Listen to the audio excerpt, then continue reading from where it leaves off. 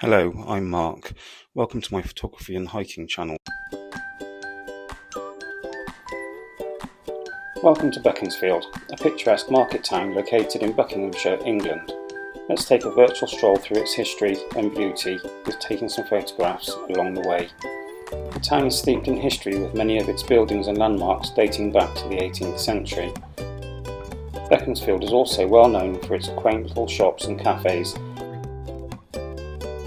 If you enjoyed this video, please give us a thumbs up and don't forget to subscribe to the channel for more virtual strolls through charming towns and countryside in the UK.